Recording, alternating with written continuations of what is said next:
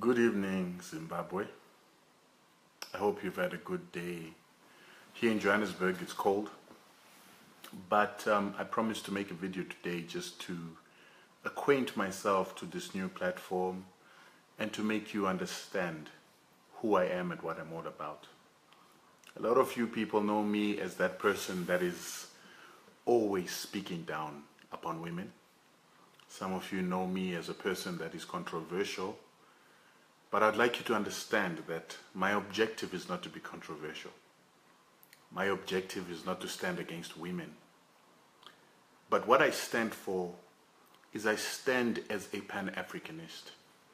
An African that believes that Africa has every opportunity to rise itself up and become one of the greatest continents, if not the greatest continent, because life started in Africa. Civilization started in Africa. Humanity started in Africa. But currently, as Africans, we are not who we are supposed to be. And the reason why we are not who we are supposed to be is a number of reasons.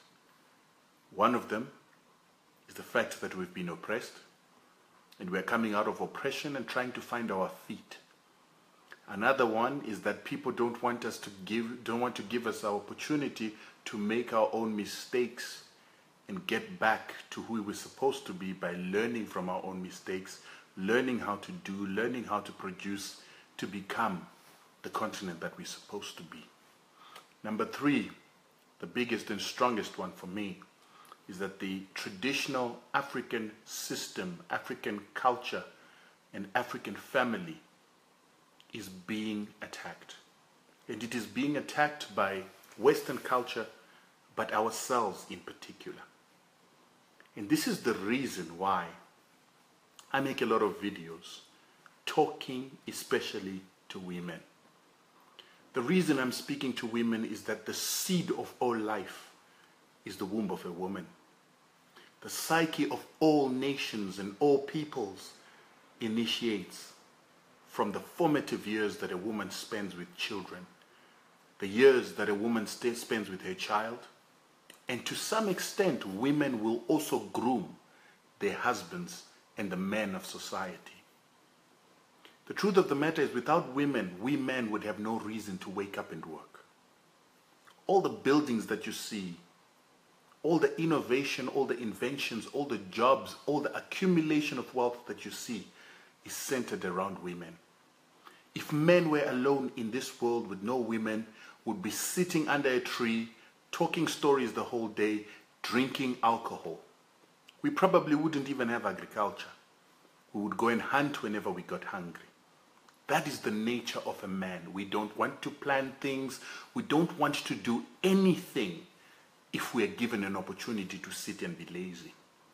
But the moment a woman came, the moment God saw that it was fitting for a woman to be in the life of a man, man changed.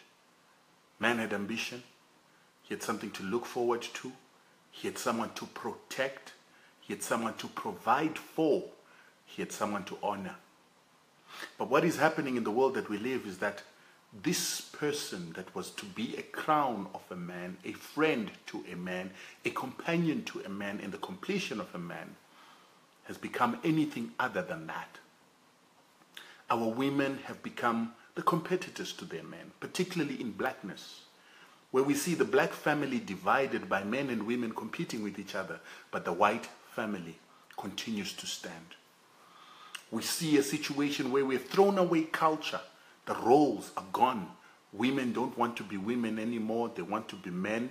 And therefore, the man has lost his role because the woman that is supposed to be in his life is no longer where she's supposed to be. This is why, for me, fixing the woman issue, fixing the reason why man was given purpose, is more important than everything else. If our women come right, our children are right. If our children are right, proper men will be raised in society. And if proper men are raised in society, then proper women will be taken care of by proper men. And this is why the promiscuity, the morality, and the issues of femininity are central. From a spiritual perspective, women are the womb of a nation. But not only are they the womb of a nation, They are the custodian of the genetics of humankind. The genes of a family, the genes of a nation, the genes of a people. The custodian of that gene pool is a woman. If a woman becomes lax, if a woman loses her custodianship, her trustworthiness to this genetic womb, to this genetic custodianship, the nation is doomed. If a woman, when I look into the Bible, could decide to go and sleep with fallen angels and taint the whole of the human bloodline, which is what happened. The story of Noah is about the corruption of the entire genetic pool of humanity because women slept with extraterrestrial entities, angelic entities, tainting the entire bloodline of the human being. But not only did she taint the human bloodline of a human being, she basically changed the psyche, thinking, and knowledge of humanity as it was. As they began to receive new knowledge from fallen angels, from evil angels, and this is how we got witchcraft, science, medicine, and a lot of the disciplines that we think are God-given. They actually came through fallen angels. Astrology, fortune-telling, and with this came the sciences of genetic modification, where human beings started fornicating and sleeping with animals and changing those animals, half man, half human, half horse, half man, so that they could enhance their powers, enhance their capacity here on earth. It is for that reason that God had to destroy the world. And it is through the womb of a woman that all this corruption came in. This is how important the womb of a woman is. And when people say that humanity in the man is headship, that is not true. A man only has headship if a woman gives him the headship. If she submits to him, then he can be a head. If a woman does not submit, like in this case, she can go above man and sleep with angels. She can go beyond man and eat a fruit that man has told her not to eat.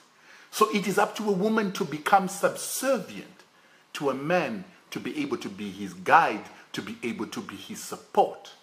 Now, some of you think that support is not important. Headship is the most important. Well, the truth of the matter is that without shoulders, without a neck, the head has no blood supply. The head has got no oxygen. The head has got no ability to turn and see. The head cannot be held up high without a neck. Someone might say that the neck is more important than the head. And so it takes a woman to accept to be a neck rather than two heads to want to be two heads without a neck or support. And this is currently what we have in the world, because we've thrown away our African culture on the pretext that African culture is no longer important. And I want to say to you, I will challenge you with the things I post. I will challenge you with what sometimes sounds to be harsh, so that we get to think and reconsider what it is that we are here for, and what our roles are, and who the most important person is. I maintain women are the most important component of a society. Mothers, sisters, vanatete, women, grandmothers, you make up society. You make up life. It is out of your womb that all life comes.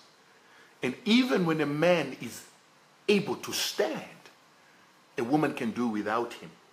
The story of the fallen angels shows that women can procreate without man.